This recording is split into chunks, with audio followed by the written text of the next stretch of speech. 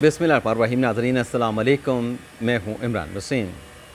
नाज़रीन, चेयरमैन तहरीक इंसाफ इमरान खान साहब के लिए फ़ैसला कुन घड़ी आन पहुँची है और इस मामले पे एक अहम शख्सियत ने कुछ बड़ा होने का इंदिया दिया है।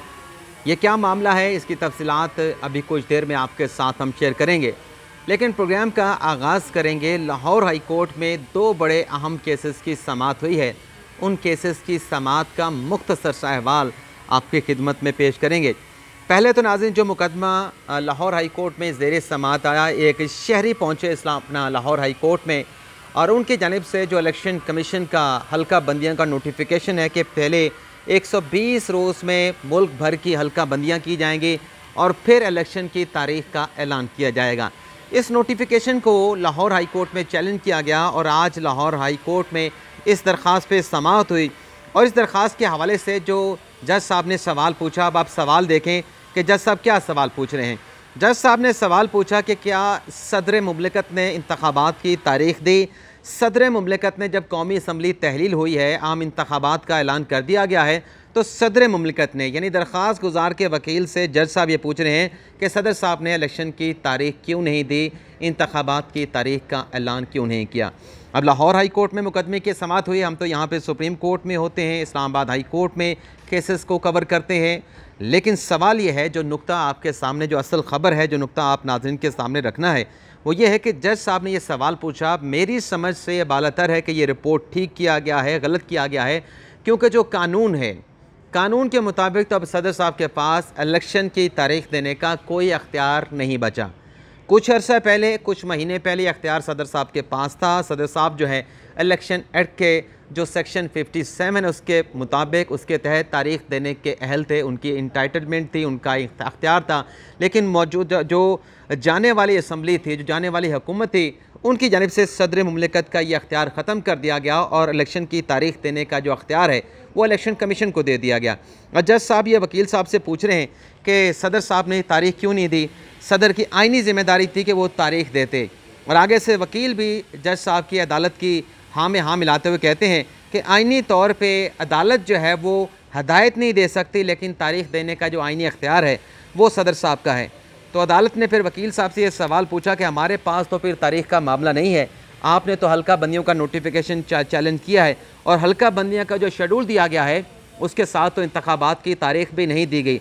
तो दरख्वास्त गुजार को अदालत ने अपनी पटिशन को अमेंड करने की हदायत की है। यानी अब लगता ही है कि दरख्वास्त गुजार जो हैं वो इंतखाबात की तारीख़ के हवाले से नई दरख्वास्त जो है वो अपना लाहौर हाई कोर्ट में दायर करेंगे। तो ये एक मामला आपके साथ कि अब ये अख्तियार ख़त्म हो चुका है। तो अदालत ये सवाल क्यों पूछ रही थी कि सदर साहब ने इलेक्शन की तारीख़ क्यों नहीं दी। भाई, सदर साहब कैसे इलेक्शन की तारीख़ दे देते हैं जब आइन और कानून उन्हें इंतखाबात की तारीख़ देने का कोई अख्तियार ही नहीं देता। लेकिन चूँकि हम कमरा अदालत में मौजूद नहीं थे, लेकिन जो चीज़ है, जो रिपोर्ट हुई है, वो आपके साथ हम शेयर कर रहे हैं। इसके अलावा नाज़रीन, जो इमरान खान साहब के ख़िलाफ़ तौहीन इलेक्शन कमीशन का मुकदमा है, उसकी भी लाहौर हाई कोर्ट में समाअत हुई थी। जस्टिस वहीद खान साहब ने इस केस की समाअत की और इलेक्शन कमीशन को इमरान खान के ख़िलाफ़ तौहीन इलेक्शन कमीशन से मुतल्लिक़ कोई भी हतमी फ़ैसला देने से, करने से रोक दिया है। और इस दरख्वास्त के ऊपर जो तौहीन इलेक्शन कमीशन की कार्रवाई के हवाले से 20 जून का इलेक्शन कमीशन का हुक्मनामा था, इस पर नोटिस जारी करके ये जो मुकदमा है इसे फुल बेंच के सामने, जो पहले इसी से मुतल्लिक़ मुकदमे की समाअत कर रहा है, उसके सामने ये मुकदमा समाअत के लिए मुकर्रर करने का कह दिया गया है। अगली खबर नाज़रीन, पाकिस्तान तहरीक इंसाफ के रहनुमा साबिक़ सेक्रेटरी जनरल असद उमर साहब से मुतल्लिक़ है। आज वो मंजर-ए-आम पे आए और ऑफिशियल सीक्रेट एक्ट के तहत कायम की गई खसूसी अदालत में असद उमर साहब ने बेल बिफोर अरेस्ट के लिए रजू कर लिया। वहाँ पर साफ़ियों ने उनसे सवाल पूछा कि आप तो गिरफ़्तार थे। तो असद उमर साहब ने अपनी गिरफ़्तारी की खबर की तरदीद के कहा कि मुझे तो किसी ने गिरफ़्तार किया, किसी ने गिरफ़्तार नहीं किया। अब सवाल यह है कि असद उमर साहब को अगर FIA ने गिरफ़्तार नहीं किया था या अपने पास ज़ेर हिरासत नहीं रखा था, तो पिछले 2 से 3 दिनों में जो खबरें चलती रहीं उसकी तरदीद क्यों नहीं की असद उमर साहब ने। ट्विटर के ऊपर वो ट्वीट भी कर देते हैं, मीडिया के साथ उनका रब्ता भी है, बड़ा करीबी रब्ता है, तो 2 दिन तक असद उमर साहब खामोश क्यों रहे। लेकिन बहरहाल जज अबुल हसना साहब की अदालत में इस मुकदमे की समाअत हुई है और बाबर अवान साहब असद उमर की तरफ से पेश हुए हैं और उन्हें 29 अगस्त तक जो है अबूरी ज़मानत ग्रांट कर दी गई है। इससे पहले कि जो खान साहब की मुख्तलिफ जो तारीख़ें सामने आई हैं खान साहब के लिए, उस पर आने से पहले जो ईमान ज़ैनब मज़ारी और उसके साथ साथ जो अली वज़ीर साहब की दरख्वास्त ज़मानतों पे समाअत हुई है, जुडिशल रिमांड के हवाले से समाअत हुई है, उनका अहवाल आपके साथ शेयर करेंगे। अली वज़ीर साहब को जज वकास अहमद जुडिशल मजिस्ट्रेट की अदालत में पेश किया गया, ईमान मज़ारी साहबा को पेश किया गया, मज़ीद जिस्मानी रिमांड की इस्तदा की गई, लेकिन अदालत ने मज़ीद जिस्मानी रिमांड के अली वज़ीर और ईमान ज़ैनब मज़ारी की जिस्मानी रिमांड की इस्तदा को रद्द कर दिया। ईमान ज़ैनब मज़ारी की ज़मानत को 30,000 के मचलकों के एवज़ एक्सेप्ट कर लिया गया, जबकि जो अली वज़ीर साहब थे उन्हें जुडिशल करने का जज साहब ने हुक्म सादिर फरमा दिया, यानी वो भी बेल के लिए दोबारा से अदालत से रजू कर सकते हैं। नाज़रीन, एक और जो खबर आपके साथ हमने शेयर करनी है वो है चेयरमैन PTI इमरान खान साहब से मुतल्लिक, जिसका मैंने थंबनेल पे जिक्र किया कि इमरान खान साहब के लिए फ़ैसले की घड़ी आन पहुंची।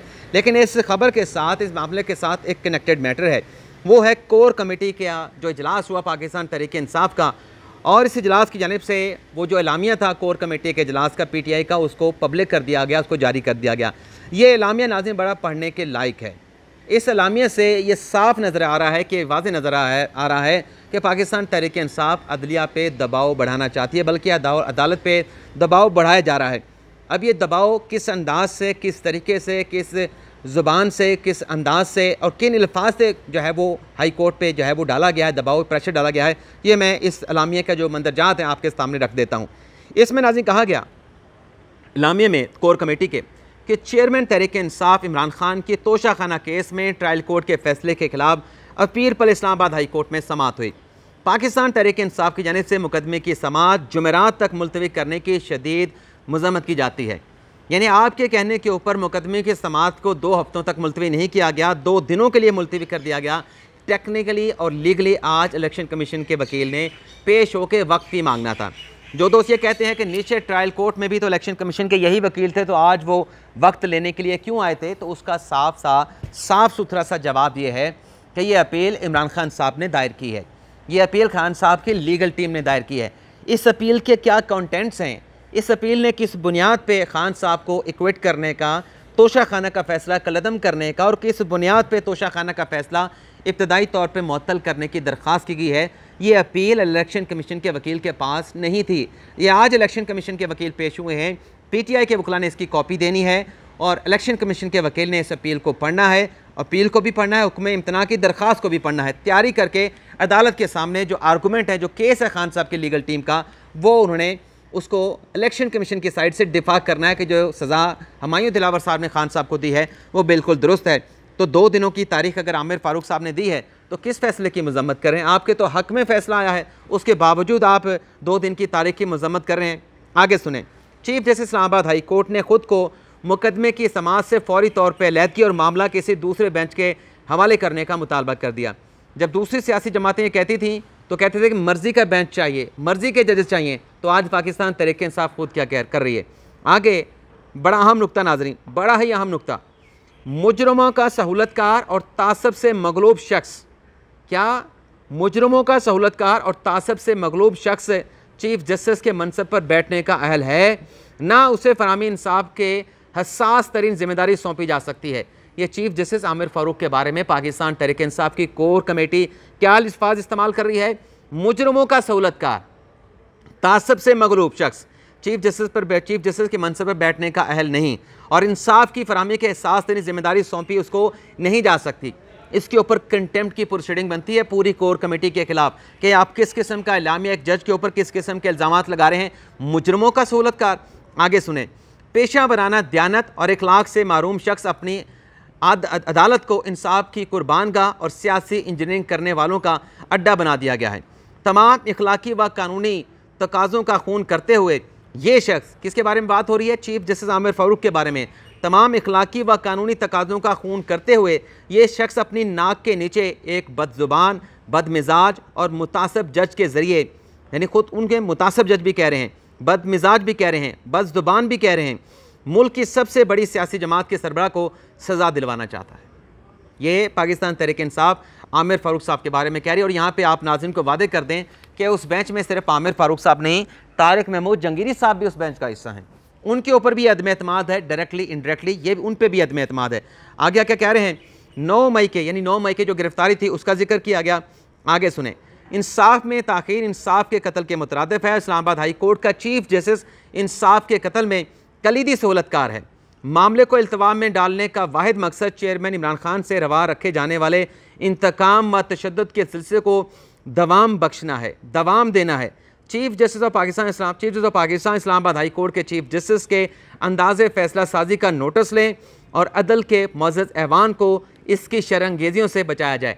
जब एमएलफिल केस की समाअत हुआ करती थी ना, मरियम नवाज़ नवाज शरीफ के खिलाफ इस्लामाबाद हाई कोर्ट में यही जज साहब थे, मोहसिन अख्तर कियानी साहब थे, रिमार्क्स देते थे, लंबी लंबी तारीखें, और फिर फ़ैसला नहीं होता था। तो तब ये पीटीआई नून लीग को कहा करते थे कि ये तो बड़े अच्छे जज हैं, बड़े ज़बरदस्त जज हैं। आज क्या हुआ है पाकिस्तान तहरीक इंसाफ को? आज अपने अगर कायद ने तोशाखाना के घड़ियाँ बेची हैं, उसका जवाब देने का वक्त आया है, उसका हिसाब देने का वक्त है। तो आज वो जो जज अच्छा था, आज वो बुरा हो गया। कितने गलीज़ किस्म के इल्ज़ामात लगाए जा रहे हैं, आगे सुने। आज़ाद अदलिया के तसव्वुर को यकीनी बनाने के लिए chief justice Islamabad high court justice Aamir Farooq के खिलाफ सुप्रीम जुडिशल काउंसिल में रेफरेंस दायर करने का फैसला किया है। कोर कमेटी पाकिस्तान तहरीक इंसाफ ने चीफ जस्टिस दस्तूर के आर्टिकल 10A के तहत चेयरमैन तहरीक इंसाफ इमरान खान के फेयर ट्रायल के बुनियादी हक़ के तहफ़्फ़ुज़ का एहतमाम करें। तो ठीक है, इन्होंने ये जो भी इलामिया जारी किया है, सवाल यह है कि क्या इस पर तौहीन अदालत की कार्रवाई नहीं बनती? अगर नून लीग के जो अपने बहुत ज़्यादा गर्मी है नाज़रीन असल में, इसलिए चेहरा भी साफ़ कर रहा हूँ और बाल भी संवारने पड़ गए। तो जब दानियाल अजीज़ का मामला था, जब अपने तलाल चौधरी का मामला था, निहाल हाशमी का मामला था, क्या उन्होंने इस किस्म की बदजुबानी की थी? ये तो उससे भी बढ़ के है, मुबैना तौर पे ये तो कंटेम्प्ट है। मुबैना तौर पे इस पे तो कंटेम्प्ट का नोटिस होना चाहिए। अब देखते हैं कि आमिर फ़ारूक साहब अगली समाअत पे इस मामले के हवाले से क्या फ़ैसला सादर फरमाते हैं। लेकिन आज यही आमिर फ़ारूक साहब ने तहरीक इंसाफ के हवाले से जो 2 दिन की तारीख दी है, उससे बज़ाहिर ऐसा लगता है कि जिस किस्म के आज दलाइल दिए हैं लतीफ़ खोसा साहब ने अदालत के अंदर और अदालत के बाहर जो मीडिया गुफ्तगू की है, उसके बाद बज़ाहिर ऐसा लगता है 14 दिन की तारीख की बजाय 2 दिन की तारीख दी गई है। तो अगले 48 घंटे साबिक़ वज़ीर आज़म इमरान खान साहब के लिए इंतहाई फ़ैसला कुन हैं।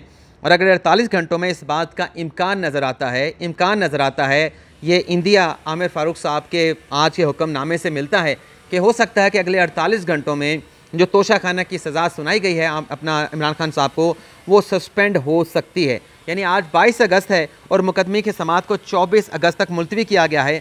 तो गालिब इम्कान नज़र आता है कि ये फ़ैसला इस्लामाबाद हाई कोर्ट का 2 रुकनी बेंच सस्पेंड कर देगा। लेकिन सवाल ये होगा कि क्या चेयरमैन पीटीआई इमरान खान साहब को इस केस में हाई कोर्ट के फ़ैसले के बाद रिहाई मिल पाएगी या रिहाई नहीं मिल पाएगी। इसके अलावा नाज़रीन, सुप्रीम कोर्ट ऑफ पाकिस्तान से जुड़ी एक बड़ी अहम डेवलपमेंट है, वो भी आपके साथ हम शेयर करेंगे। और ये पाकिस्तान तहरीक इंसाफ के अंदर की खबर है कि तहरीक इंसाफ के अंदर कल जो सुप्रीम कोर्ट ऑफ पाकिस्तान में अहम मुकदमे की समाअत होने जा रही है, उस केस को लेके और दीगर खान साहब के खिलाफ केसेस को लेके तहरीक इंसाफ के अंदर क्या चल रहा है, क्या खिचड़ी पकड़ी है, अगले वीडियो लॉग में वो खबर भी आपके साथ हम शेयर करेंगे। लेकिन ईमान ज़ेरब मज़ारी साहबा के हवाले से जैसा कि मैंने आपको बताया कि 30,000 के मचलकों के एवज़ उनकी ज़मानत को एक्सेप्ट कर लिया गया। लेकिन जो अली वज़ीर साहब थे, उन्हें जिस्मानी रिमांड तो उनका नहीं दिया गया, लेकिन उन्हें जुडिशल जो है वो जुडिशल मजिस्ट्रेट वकास अहमद साहब ने जो है वो कर दिया है। इसके अलावा इमरान खान साहब के हवाले से 5 मुख्तलिफ केसेस की आज ATC अदालत में समाअत हुई है। जज अबुल असनाद जुल्करनैन साहब की अदालत में 5 मुख्तलिफ केसेस जिसमें आज पेश किया गया, और उसमें जज साहब ने तारीखें मुकर्रर कर दी हैं। खान साहब की पेशी के हवाले से नोटिस जारी कर दिए हैं, मुख्तलिफ तारीखें दे दी हैं। लेकिन खान साहब के जो वकील थे सरदार मसरूफ साहब, उन्होंने ये कहा कि आप एक तारीख दें और वीडियो लिंक के ज़रिए खान साहब की हाज़िरी को यकीनी बना लें। अब वीडियो लिंक के ज़रिए खान साहब की हाज़िरी कैसे जो है वो यकीनी बनानी थी, इसका तो मुझे नॉलेज नहीं, लेकिन क्योंकि खान साहब तो इस वक्त अटक जेल में हैं। लेकिन जज साहब ने ज़रूर कहा कि इमरान खान साहब की सिक्योरिटी और बाकी चीज़ों को मद्देनज़र रखते हुए ये इसलिए मुख्तलिफ जो तारीखें हैं 25 सितंबर की, 12 सितंबर की, 5 अक्टूबर की, या 5 केसेस की जो मुख्तलिफ तारीखें दी गई हैं, इसलिए दी गई हैं ताकि आसानी के साथ और ख़ान साहब की सिक्योरिटी को मद्देनज़र रखते हुए उन्हें क्योंकि रोज़ाना की बुनियाद के ऊपर जज साहब ने कहा कि रोज़ाना की बुनियाद के ऊपर खान साहब की सिक्योरिटी खर्चा की बुनियाद पर अदालत में नहीं लाया जा सकता। तो इसलिए मुख्तलिफ केसें अलग अलग केसेस की मुकर्रर की गई हैं। और खुशखबरी ये है कि अबूरी ज़मानतें हैं, बेल बिफोर अरेस्ट की दरखास्तें हैं, तो इसमें जज साहब ने खान साहब की जो ज़मानतें हैं उनको रद्द नहीं किया, उनकी दरखास्तों को खारिज नहीं किया, लेकिन आइंदा की तारीखें जो है वो मुकर्रर कर दी गई हैं। इजाज़त चाहते हैं, अल्लाह हाफ़िज़।